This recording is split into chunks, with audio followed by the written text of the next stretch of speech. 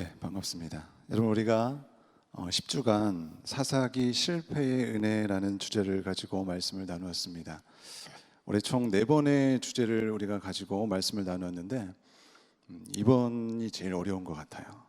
반면에 가장 수준 높은 설교를 듣고 계신 줄 믿습니다. 여러분, 잘 오신 거예요. 우리 옆 사람과 함께 인사하도록 하겠습니다. 잘 오셨습니다. 수준이 높으십니다. 네.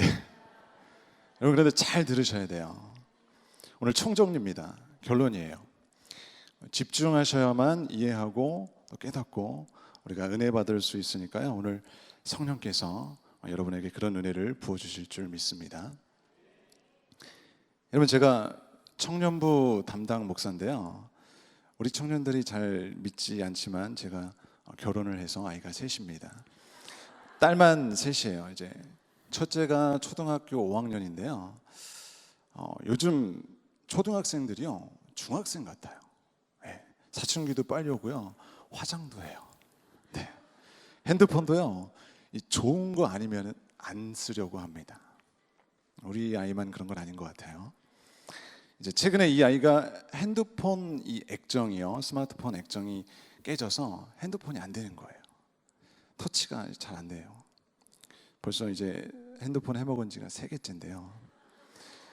제가 그래서 이제 이 녀석이 싼 핸드폰을 사줘서 그런가 하고 제가 이제 소중히 다루라고 아이폰을 줬어요. 네, 사줬어요. 여러분, 아이폰 쓴 사람들은요, 굉장히 핸드폰을 소중하게 다룹니다. 네, 솔직히 말씀드리면 새 거는 아니고요, 아주 깨끗하고 흠집이 없는 새 것 같은 중고폰. 네, 그런데 문제가 있어요. 요즘 세대들이 아무리 전자기기를 잘 다룬다고 해도요, 이 아이폰 처음 쓰는 사람은 그래도 어떻게 다뤄야 하는지 잘 모르는 거예요. 네.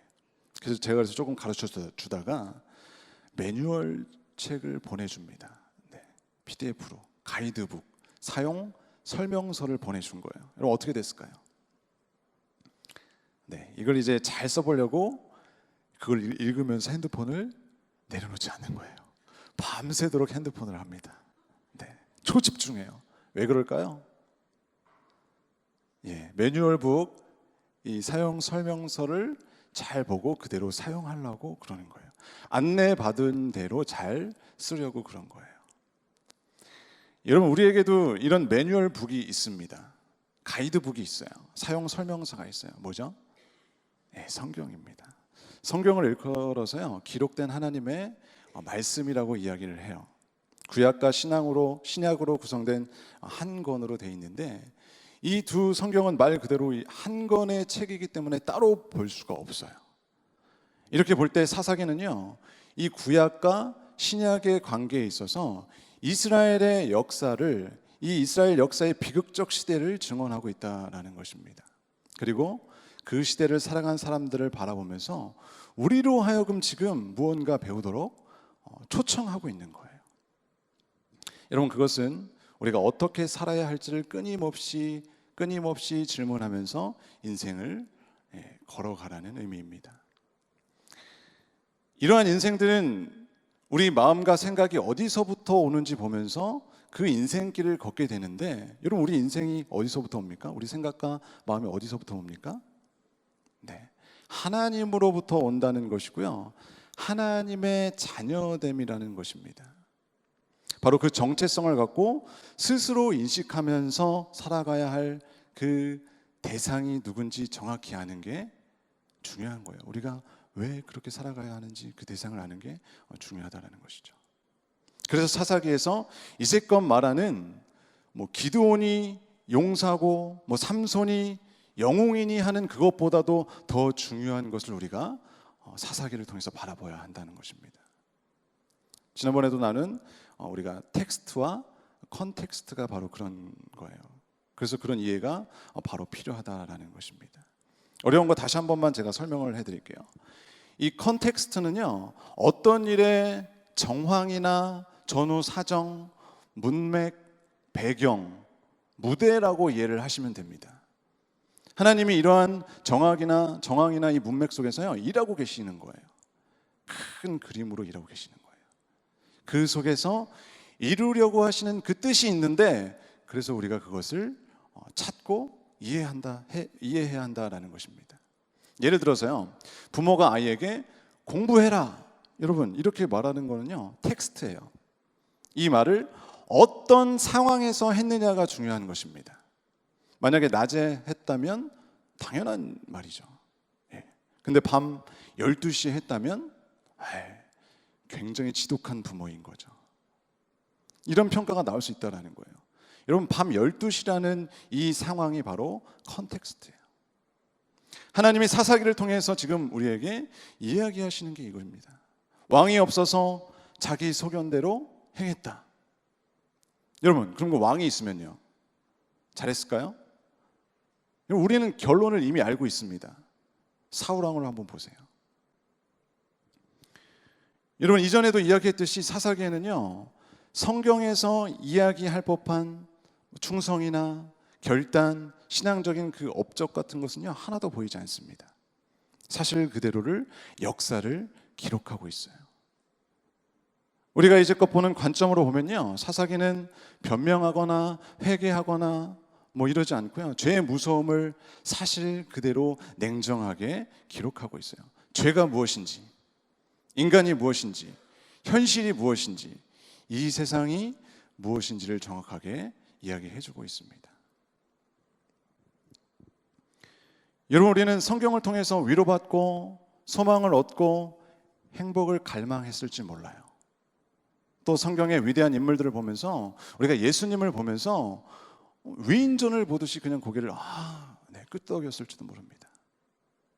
그런데 성경은요 어느 것 하나에 치우치도록 우리를 가만히 두지 않는다라는 것입니다.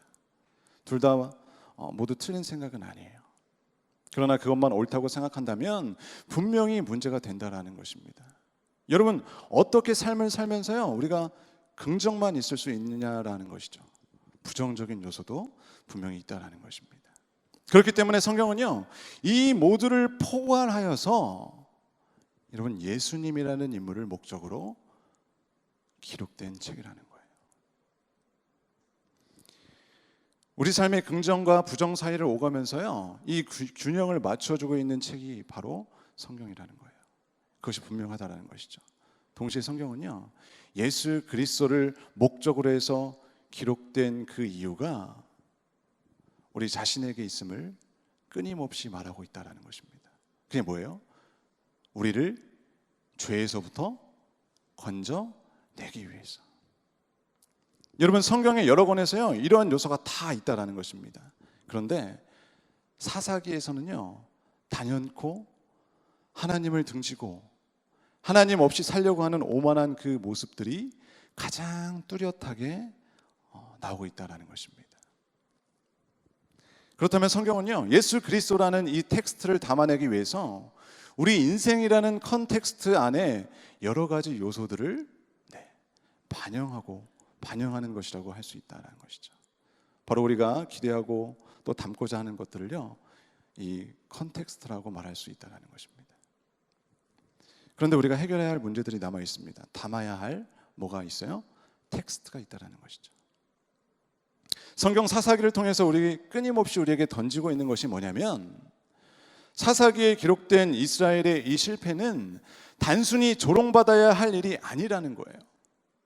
끊임없이 질문하면서 걸어가야 할 그 주제들이 사사기에 아주 적나라하게 담겨져 있다는 것입니다. 사사기를 구성하는 그 우리가 이 10주간 주제로 했던 이 내용의 상당수가 던지는 그 화두는 뭐냐면, 비참한 인생들이 담으려고 했던 그 컨텍스트들입니다. 여러분, 사사가 한두 명이 아니었기 때문에 사사를 생각할 때 모두가 입을 모아서 말하는 주제는 이스라엘의 왕이 없으므로 자기 소견대로 행하였더라 하는 것입니다. 사사가 왕의 역할을 해줄 것을 기대했던 그 이스라엘이었다라는 거예요.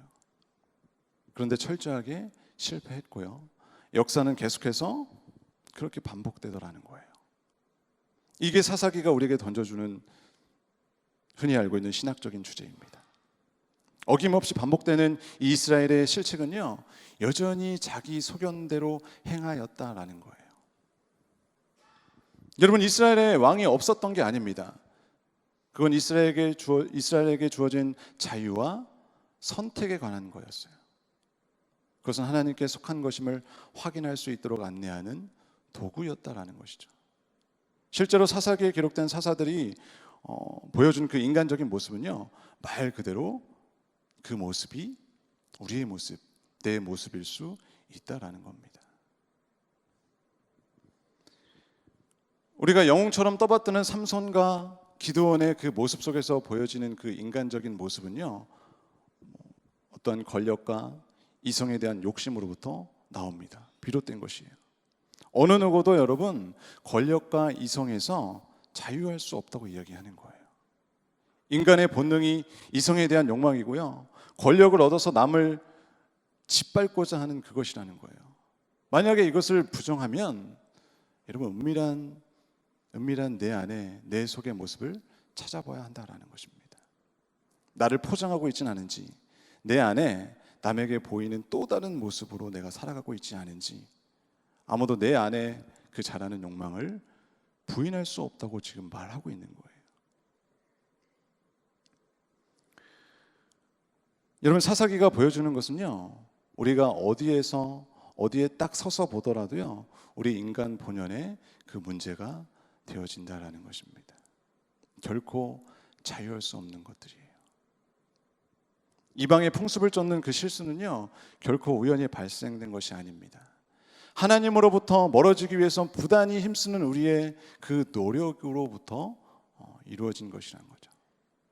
그러나 성경은요, 우리가 제 아무리 그렇게 노력할지라도 언약이라는 것 위에서 하나님으로부터 자유할 수 없다고 이야기하고 있는 거예요. 오히려 하나님은 언약을 통해서 인간의 인생이 끊임없이 실패할지라도 꿋꿋이 그 길을 걸어가라고 말씀하고 있는 겁니다. 왜냐하면 하나님이 함께 해주시기 때문에 그 길을 걸어가게 되는 것이고요, 이것이 진정한 자유라는 그 사실을 우리에게 역설적으로 말씀해 주시는 분이, 통찰해 주시는 분이 바로 하나님이시기 때문에 그렇습니다. 여러분, 사사기 안에 담긴 인생은요, 우리가 걸어가면서 담아내는 이 컨텍스트가 결코 헛된 것이 아님을 알도록 해준다라는 거예요. 다만 이 컨텍스트는 여럿이 모여서 텍스트를 담아내야 하는 것임을 우리가 알아야 한다라는 거예요. 개인의 인격을 일컬어서 여러분 인생에 비유할 때 우리의 인생은 예수라는 그 텍스트를 담아내기 위해서 우리가 살아가야 한다라는 것입니다. 여러분, 이것을 잊지 마시기 바랍니다. 우리 한 번 더 오늘 본문을 읽어보도록 하겠습니다. 오늘 본문 같이 읽어보겠습니다. 시작. 그때에 이스라엘의 왕이 없으므로 사람이 각기 자기의 소견에 옳은 대로 행하였더라. 여러분, 이 말씀이요, 왕이 없어서 내가 몰랐다, 왕이 없어서 못했다라고 변명하는 거예요. 이미 알듯이 여러분, 우리가 사무엘서와 또 열왕기에서 잘 보여주듯이요, 왕이 있어도 못했어요. 왕 스스로도 몰랐어요. 끊임없이 이스라엘의 그 역사 속에서 증명되고 있습니다. 그러나 여기에도요, 여러분, 이러한 역사에도요, 하나님은 하나님의 은혜를 담으시더라는 거예요. 우리가 선택한 그 죄로 말미암아서 받아야 할 그 징벌과 심판의 그 자리까지도 포기하지 않으시고 오시는 거예요. 찾아오셔서 하나님 그 당신에게만 승리와 참된 영광이 있다는 그 사실을 증거하시는 거예요. 뭘로 증거하십니까? 예수로 증거하시는 거예요. 여러분, 바로 그겁니다. 배신이 있고요, 어리석음과 공포가 있고요, 실패하고 불륜이 있고요, 말 못할 잔혹한 가운데서도요, 어디까지든지 가보라는 거예요. 왕이 없어 실패했냐? 왕이 있어도 네가 실패했잖아. 나라가 망할 수도 있어. 눈알이 뽑혀서 붙잡혀 갈 수도 있다. 그런데 이 모든 게 컨텍스트에 불과해. 너에 있는 모든 곳에서 은혜와 승리를 내가 담을 수 있어. 거기에 예수를 보내서 이 모든 것을 뒤집을 수 있어. 죽음을 부활로 뒤집을 수 있어. 그러니 망해도 괜찮아 라고 말씀하시는 거예요. 여러분 사사기를 통해서요, 이제 어떤 인생도 나는 억울해, 나는 아니야, 여러분 이런 생각을 넘어서시기 바랍니다. 예수 믿는다는 그 말의 의미를요 더 깊이 이해하시길 바랍니다. 여러분 지금 실패는 성공의 어머니다 이 말을 하려고 하는 게 아니에요. 내 옆에 넘어지는 그 사람의 아픔으로 인해서 우리가 함께 성숙해 갈 수 있다는 것을 말하는 겁니다. 여러분 하나님이 못 담을 자리가 없다라는 것은요, 우리의 자리가 아무런 가치와 목적 없이 존재하는 것이 아님을 말씀하고 있는 거예요.